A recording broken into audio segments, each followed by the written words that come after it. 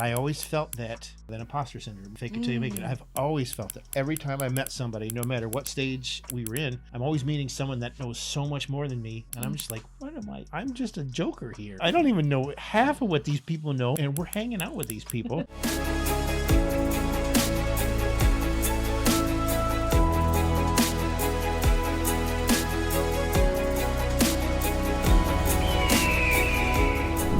What are your insecurities as an entrepreneur and real estate investor? You know I'm not going to stop that. Come on. I love doing this.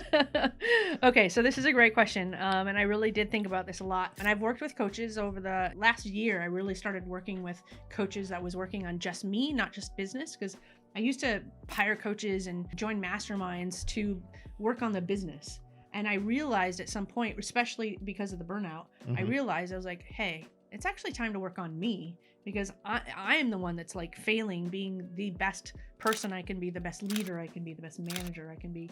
And so I thought, let's give the business a break. Let's hire a coach to actually work on me as a leader and as a person. I said, so that was really impactful for me. And out of that relationship and out of the new coach that I'm working with now, there's some phrases that I've learned that I say to myself, and it turns out that they're my insecurities. And so I'll say things like, I'm not smart enough. I don't know what I'm doing. And I especially do that when I'm in rooms with people that I highly respect. So we're in the power room, right? So we're sitting around tables with Eddie, Andrew, Dan, and these are like millionaires. I think Dan's close to being a billionaire at this point. I think all three of them are. But it's crazy. And you sit around a table with people like that, and you start going like, do I even deserve to be in this room? Like, I'm not that smart, and like, I don't really know what I'm doing. I just get up every day and keep trying. Or keep surrounding myself with people who are at a place higher than I am, so that I can ask them questions and say, hey, I'm stuck right now. How do I do this? How do I do that? I just sort of keep surrounding myself with those types of people. But it doesn't mean that I don't sit in rooms like that and just be like, what am I doing here? This is crazy. And so I learned that I constantly tell myself those things, and they're not true. Again, going back to what I had this realization on the first question on this very podcast, that, why are you even afraid of that? Because it's just not reality. Like, there's people that want 10 minutes with me just to ask me a few questions, because I bet they're sitting in their seat going, I'm not smart enough. I don't know what I'm doing. I need 10 minutes with Dani, right?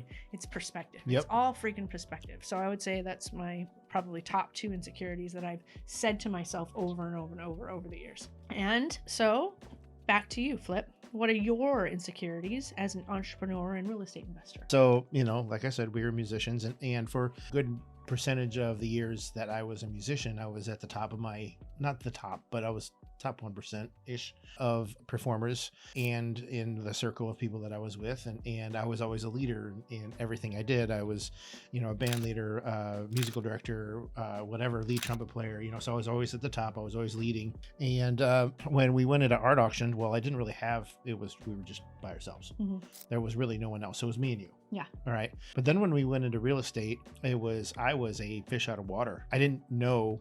Well, I didn't know. You don't know what you don't know, right? And so we went in not knowing anything. So, we studied and became realtors, whatever. So I was trying to learn about real estate, but it seemed like everybody I talked to knew so much more. And then, and we did the class with Phil Grove, and, trying to learn. We were always learning. But I always felt that, that imposter syndrome, right? Fake it till you make it. I've always felt that, because I always felt that every time I met somebody, no matter what stage, and this actually goes even to recent, no matter what stage we were in, I'm always meeting someone that knows so much more than me. And I'm just like, what am I? I'm just a joker here. I don't even know half of what these people know. And we're hanging out with these people. And I remember it was probably about 4 or 5 years ago where we read something, and it says, always make sure that you're the dumbest guy in the room, right? Yep. Right.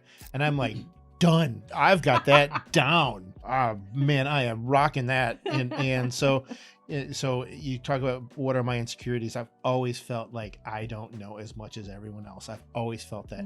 I always make sure that we're in really smart rooms, which we always are, it seems. And, and we talk to people and they and because, people know us because they, like Power Room, we're owners and so they introduce us as owners. And so people come up to us and they immediately tell us their resume and they tell us their resume. And I'm like, holy shit, I can't believe this guy's talking to me. Sorry, I just swore. Whoops. Beep. I was this like, is the get real episode. Yeah. We swear. Sorry. But I'm like, holy crap, I can't believe this person's even talking to us. This guy's like, and then we had Annie on as a guest for one of the earlier episodes, and I'm just like, man, I can't even have a conversation with her. She'll like look at me and look into my soul, and I'll be in the corner, in the fetal position. I mean, because she's so incredibly smart. So there you go. That's my insecurities. There we go. Okay. That was great, Flip. Thank you. Hey, but perspective shift again. People come to you and want to know, like, you are smarter. You are so incredibly smart. And people come to you in those rooms to be able to ask you questions because it's not imposter syndrome, right? You're not faking it. Like, you're the real deal. Right. So, well, they always they come up, hey, I got a question for you. I'm like, okay, if you want my answer.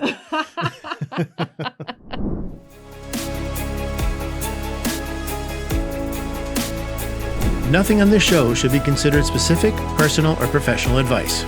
Please consult an appropriate tax, legal, real estate, financial, or business professional for individualized advice. Opinions and information on the show are not guaranteed. All investment strategies have the potential for profit or loss.